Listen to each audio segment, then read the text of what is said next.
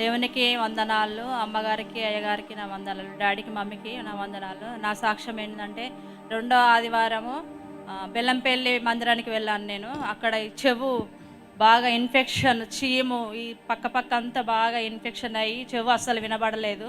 డాక్టర్లు ఎప్పటి నుంచి అట్లా 1 month 2 months నుంచి 2 months నుంచి అట్లా సఫరింగ్. హాస్పిటల్కి వెళ్తే ఆపరేషన్ చేయాలని చెప్పేసి అన్నారు. రెండో ఆదివారం బెల్లంపల్లికి వెళ్ళగానే హీల్ అయిపోయింది, చెవు మంచిగా వినిపిస్తుంది, పక్క వాపంతా తగ్గిపోయింది, మంచిగా హీల్ అయిపోయాను. మళ్ళీ ఇంకో సాక్ష్యం ఏంటంటే, మా బాబుకు 2 months నుంచి నీళ్ళ విరోచనాలు 2 hospital, ES hospital, Nacharam, Sanath Nagar, ఒక 15 రోజులు నాచారం హాస్పిటల్లో ఉన్నాను, 15 రోజులు సనత్ నగర్ హాస్పిటల్లో ఉన్నాను. ఎన్ని మందులు ఎంత ట్రీట్మెంట్ చేసినా కూడా విరోచనాలతో బాధపడుతుంది. విరోచనాలు, నీళ్ళ విరోచనాలు, అసలు ఎంత ట్రీట్మెంట్ అయినా మనకి అసలు ఏం మంచి కాలేదు. ఇక్కడికి వచ్చి ప్రామిస్ ల్యాండ్కి వచ్చి ప్రేయర్ రిక్వెస్ట్ రాసి ఇచ్చిన వెంటనే ఎప్పుడు వచ్చాడు? సెప్టెంబర్, డిసెంబర్ 2 నెలలు బాధపడ్డాడు మా బాబు. డిసెంబర్ నెలలో 2 నెలల నుంచి విరోచనాలు కంటిన్యూస్ గా అయ్యేటివి. అంటే హాస్పిటల్స్ లో చూపించారా? అడ్మిట్ అయినాం 2 months. 2 months admit. ఓకే. అయితే ప్రామిస్ ల్యాండ్కి వచ్చి ప్రేయర్ రిక్వెస్ట్ రాసి వెంటనే వెళ్ళనే 1 week లో నీళ్ళ విరోచనాలు తగ్గిపోయింది. 1 week లోనే మొత్తం తగ్గిపోయి. గట్టిగా చప్పట్లు కొడదాం. మళ్ళీ ఇంకో సాక్ష్యం ఏంటంటే, ప్రామిస్ ల్యాండ్ లో అడుగు పెట్టిన ఒక్కటే వారం, ఫస్ట్ వారం అడుగు పెట్టాను. దేవా నాకు అప్పులు, నేను అప్పులు పోవాలని దేవునికి ప్రార్థన చేసుకొని మమ్మీ డాడీ ప్రేయర్లో లైవ్ లో ఏకీభవిస్తాను. 1,00,000 రూపాయలు అప్పు తీర్పేసిండు. 1 lakh అప్పు మొత్తం తీరిపోయింది. మళ్ళీ మా భర్తకు పిడుసున్నది.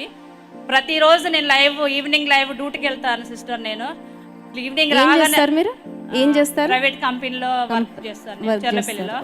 ఈవినింగ్ రాగానే 7 o'clock లైవ్ ఆన్ చేస్తాను. పీడిస్తూ ఉన్నది, అసలు కయాలు తప్పిపోతాడు, ఆయన మతిస్థిమితం ఉండదు. లైవ్ పెట్టిన వెంటనే ఆయన పీడిస్తూ అంతా పోయింది, మతిస్థిమితానికి మంచిగా వచ్చిండు, మంచిగా అయిపోయాడు. మీ భర్త ఇప్పుడు రాలేదా? వచ్చిండు మేడం. అక్కడ ఎలా ఉందా ఇప్పుడు మీకు? మంచిగానే ఉన్నది అమ్మా. బాగున్నారా ఇప్పుడు? మెడిసిన్స్ తక్కువ, ఫిట్స్ తగ్గిపోయింది. ఫిట్స్ తక్కువైంది. ఇప్పుడు అమ్మ ఇంతకు ముందు అంటే ఆయన పిచ్చిగా మాట్లాడేవారా? అవును అమ్మ. అంటే మనిషికి ఇది ఉండేది కాదు, సృహ అంటే ఎటంటే అటు ఉన్నట్టు ఉండేదా? అవును మేడం. అట్లా ఎంతకాలం నుంచి? అట్లా ఒక 5-6 నెలలు అయింది. అంటే మతి స్థిమితం లేనట్టు. అవును మేడం.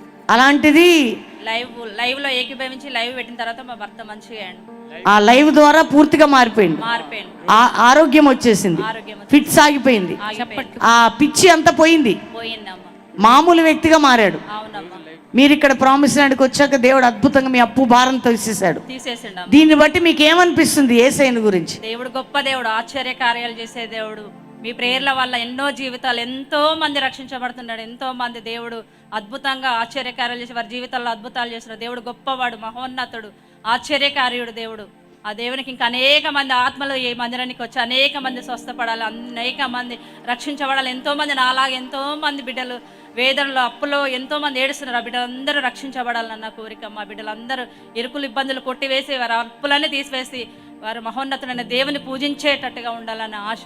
అది ఆమెలో వాక్యం ఏం చేసింది చూడండి. ఆయనకి ఆయనకి ఎలా ఉన్నాను ఇప్పుడు మీకు?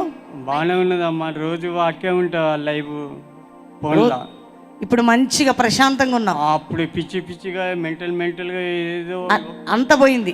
ఒకటి చేసేది అప్పుడు. అట్లాంటిది ఇప్పుడు ఏమి లేదు. ఇప్పుడు ఏం లేదు. అట్లా ఆరోగ్యంగా ఉన్నావు. ఆరోగ్యం మంచిగా ఉన్నా. రోజు లైవ్ చూస్తాం, రోజు వాక్యం వింటున్నావు. సండే ఇక్కడికి వచ్చేస్తాం. సండే ఇక్కడికి వస్తున్నావు.